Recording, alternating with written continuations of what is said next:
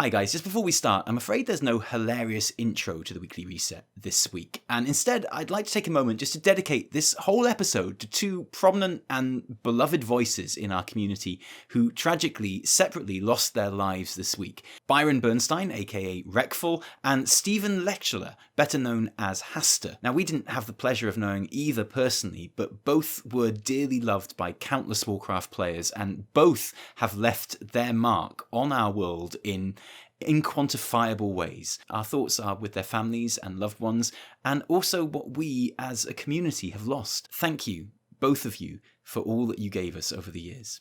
Okay, let's start the show.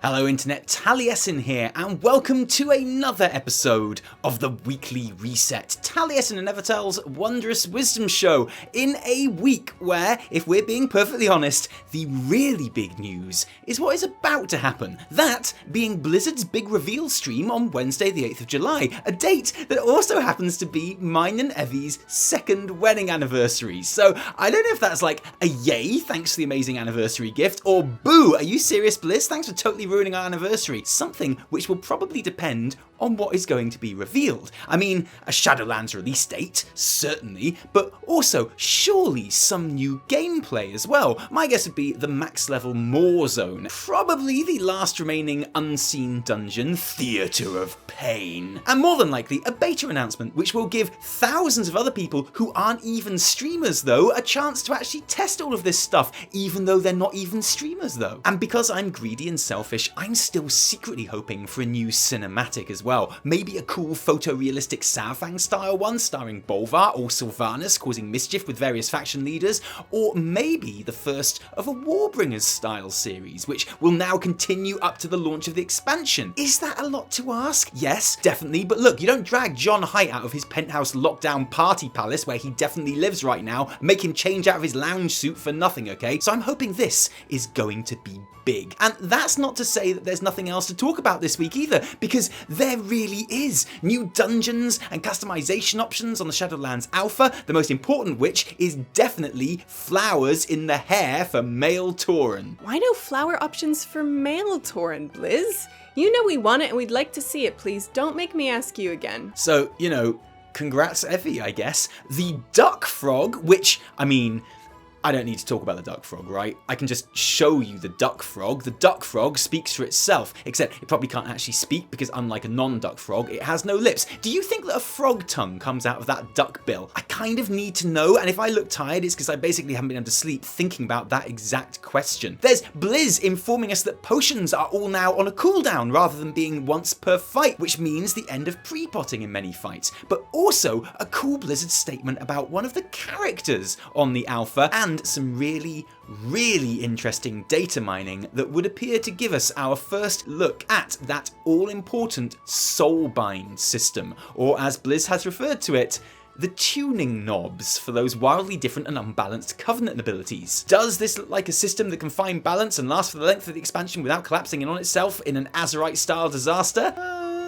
So plenty to discuss and look forward to in today's episode, even if this is more of a weekly reset light, or rather a weekly reset not as good, because Evitel is not here today, and as you've seen there was no hilarious intro, and I hate it when we don't have a hilarious intro, and so I'm sorry about that. Basically we've been sitting on a really stupid joke for 2 weeks now, and we can't wait to wheel it out next episode. It's definitely not worth the wait. And anyway, who cares about Evitel, because I know there's only one reason you're all really here: Longboy Watch, the apparently never-ending quest to raise the 5 million gold to buy my delicious Brutosaur mount before Shadowlands comes along and ruins everything. And it hasn't ended this week, that's for sure. The current total is 4,789,332 gold, which the observant amongst you will notice isn't all that much more than last week. And that's true, but I've got to be honest fam, the auction house market is on its arse right now. It just doesn't seem worth gathering herbs and making flasks when the herbs go for pennies and the flasks less than the cost of materials. So basically, I'm going to have to come up with a new plan. And it might involve running emissaries and old raids on multiple characters, and it might involve selling my son. I haven't yet decided which. I'll keep you updated. And so, on to the Shadowlands Alpha and last week's build, which didn't really have too much to get excited about, which actually isn't massively surprising, since there's not realistically too much more in terms of solid playable content to even put on there. All the most immediate day one stuff is basically in place now, especially as this week we got hold of Spires of Ascension, the max-level Bastion dungeon, which not only is full of all the gleaming heavenly Boy Scout Smurflord goodness that you would expect and demand, with lots of being flown around by Kyrians holding onto your face, which is weird, but also my new favourite way of being transported anywhere, but which also brings something of a conclusion to the main storyline of that zone, and does so in a relatively interesting way. Is Spires of Ascension a good dungeon? To be honest, the last few additions to the alpha have been so undertuned that it's been tricky to say for any of them, except the other side, which is obviously glorious. I think Spires of Ascension is good, it looks amazing, and it seems to fit the vague template of being a relatively short and sharp romp through the various bosses with not too much obnoxious trash in between, and what trash there is having multiple routes through.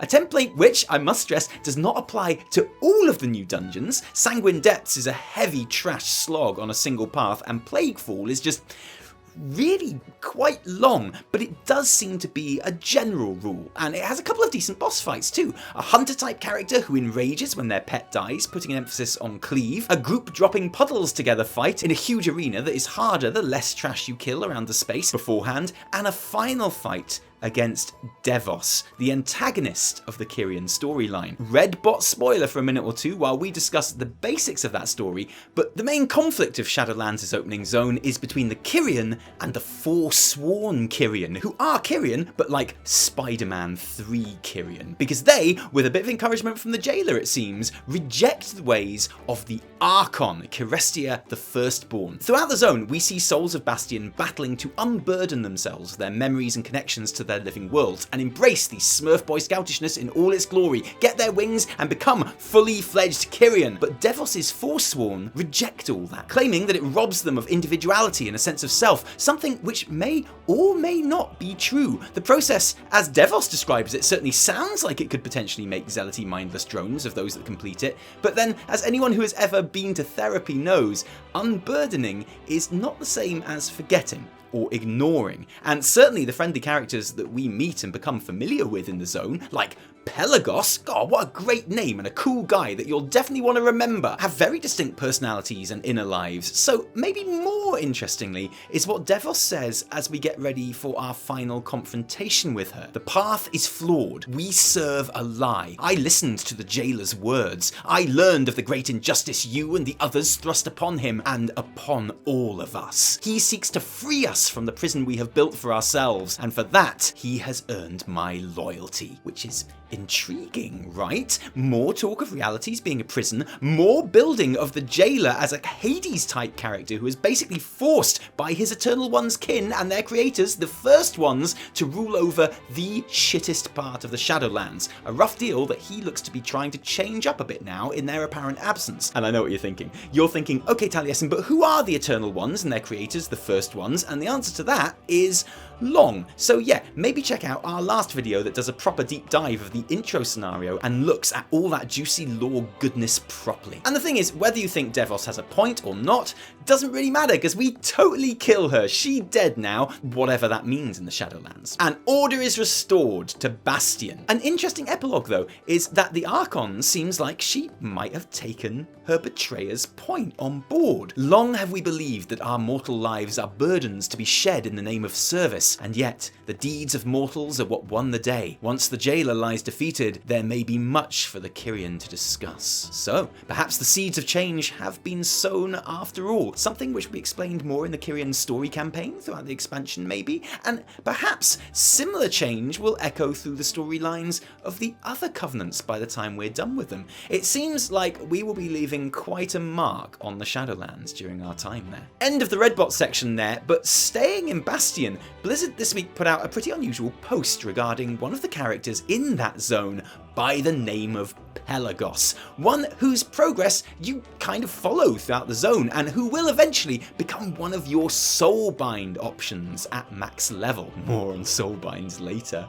Now, since the alpha launched, it has been known that in life, Pelagos was a female, but in death and upon becoming a Kyrian, chose to be a male. It's worth noting that everyone in Bastion is able to choose a physical form that represents their true self, as long as their true self is a blue-skinned Greek god-looking person. Because no matter what species you are, be it Tauren or Goblin or Gnome or Draenei, and no matter what world you are from, in Bastion you present as a blue Kyrian person. As Blizzard put it, the team had originally written him to use they-them pronouns, but received feedback that he-him would be more respectful of the character's wishes to be identified as a man. The change is simply the result of us listening and responding to that feedback, which I think is simple enough for most people to get their heads around, and definitely on the forums, where people were pretty chill about the whole thing, being thankful that Blizzard had clarified the reasons for the change, and in many cases grateful of the representation, having what is essentially a trans character brought into the game.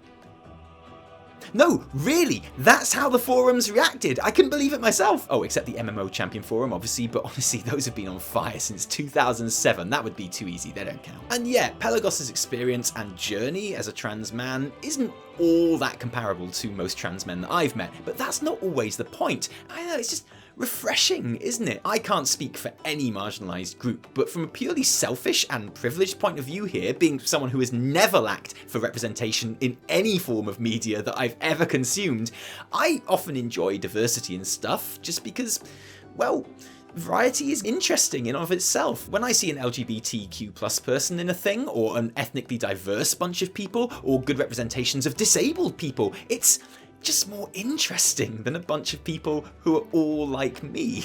And anyway, speaking of Pelagos and speaking of Soulbinds, man, this show is so well structured. This week, Wowhead data mining gave us our most complete and judge-worthy look yet at probably the most important part of the entire expansion in terms of endgame content, i.e. 90% of the content, Soulbinds. Now, we've included a link to this article in the description below so you can go and check it all out in your own time, and I want to preface this by saying again, this is data mining, this is not in the alpha for us to see or test yet, and it's usually fair to assume that if something isn't available for people to actually see yet, then there's maybe a good reason for that, so I'm loath to judge too much here, but it's also true that Soulbinds and their Conduit additions, more so than Covenant abilities, more so than legendaries, are what is going to make or break the long-term success of Shadowlands. Get it right and we are in for a fun time, like I would argue Legion largely was. Get it wrong, like with Azerite Armor,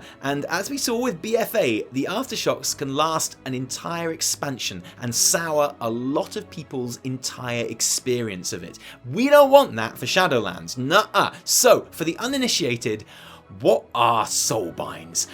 Well, I'm glad you asked. At player level 60 in Shadowlands, so max level with the new squish, you'll be asked to choose one of the 4 covenants, the Kyrian, Necrolords, Night Fae, or Venthyr, and the choice you make will affect your hub and mission table, your new improved auto-battler mission table, which, yeah, okay, sure, it's great, the transmog you collect, and at least a bit, the story that you experience. But more importantly, from a gameplay perspective, each covenant will also award 1 basic universal ability and 1 class specific ability. On top of that, each covenant also gives you access to 3 Soulbinds, characters that you level up to unlock new abilities and effects, a cross between an artifact tree and a whole new talent tree, and you can swap between these 3 Soulbinds too, so you can have 1 spec'd out for your tank spec and 1 for DPS, for example, or maybe 1 for raiding, 1 for dungeons, or at least that's how we've understood it, because until now, we haven't really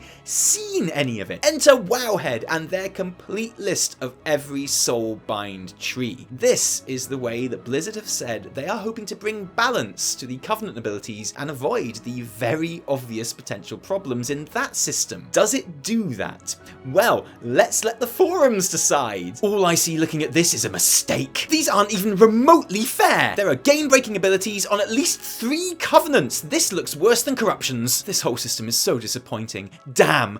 Just damn. Oh yeah, sorry, it was a shit show, obviously. But look, criticism and feedback on this system is valid and important. We've just gone over how high the stakes are. And yeah, so this might not be on the alpha yet, but judging on this data mining, well, Soulbinds are not very balanced at all. The abilities that you unlock on the trees vary pretty wildly in usefulness, with the Venthyr getting lots of abilities that interact with their teleport ability, Door of Shadows, already recognised as the best of the base Covenant spells, and which make it even better, making it a CC breaker or giving it a stun at its target location, or worst of all, making it instant cast. Venthyr also get a Hunter's Mark ability for a flat 4% DPS increase on single target, and a cheat death ability, which so far makes them by far the strongest pick when it comes to Soulbinds, in my opinion. Oh, and Theatar has an ability which gives you free transmog, so like I say, easily the best. And that's not to say that the others don't have interesting and fun sounding abilities too.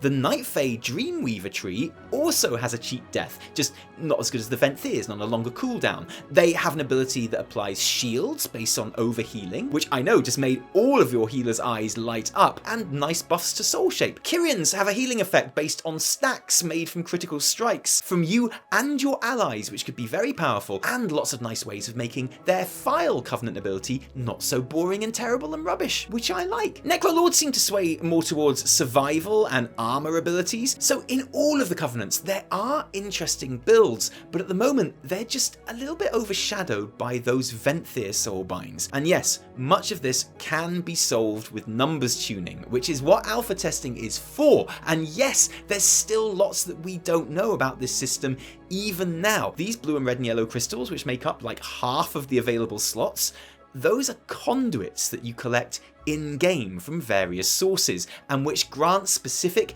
interchangeable effects, so maybe a flat critical strike or versatility increase or whatever, but we also know that there are conduits that are spec specific and interact with that spec spells, so there is a whole lot more that we are not seeing right now. And then there's the question of how these things all synergize with all those legendaries that we also haven't seen yet, and how all of that works in different group compositions. And yes, that all sounds pretty complex, doesn't it? And that's not bad. Deep systems with choice are fun, but it maybe also sounds completely impossible to balance too, which is less exciting. But it is worth saying again, we still don't know enough, and that's not an excuse, okay? I am not defending the application of Covenant abilities and Soulbinds and Conduits right now, nor the fact that it's yet more borrowed power as a basis of an expansion's progression system. Although I will note that borrowed power doesn't feel so bad when it's borrowed for a whole expansion, like in Legion. Borrowed power sucks in its BFA incarnation, where you felt like the thing you were borrowing was taken away from you every tier and had to be replaced with basically the same thing but at a higher item level. A potential problem that exists for those conduits that we collect and fill out those gaps with that I'd really like to see us avoid. But I will defend the concept of the idea itself, which I think, if it were to work, would be super fun and engaging and full of choice and individuality, and I certainly think it's worth spending at least some time in alpha and beta to test all of this stuff and see how Blizzard try to balance it before just throwing the entire system out, which Ian Hazzikostas has said is always an option. So yeah, right now I look at what we've got and the problems are obvious. I'm excited to see if they can be fixed though, because despite those very obvious flaws, it's still a system that I want to get hold of and play around with, and that is probably a good sign. And thank you for joining us today, guys. I'm sorry there was no Evitel, which always makes it feel like a weird episode, but you get the feeling it's going to be a pretty busy week with the live stream reveals and everything that comes with it, so we'll be keeping you updated with all of that on this channel and on our Twitch stream as it happens, so join us for all that Shadowlands fun. And until then, thanks for joining us today. If you like this episode, don't thank us, thank our patrons who give their actual real-life money to help all of our work happen. Without you, there would be a whole lot less Taliesin and Evitel, so thank you. If you didn't like it, downvote the shit out of it. Remember, my name is Wheelchairs and Warcraft. No, my name is Taliesin from me and Evitel, and Anirin too. Cheerio.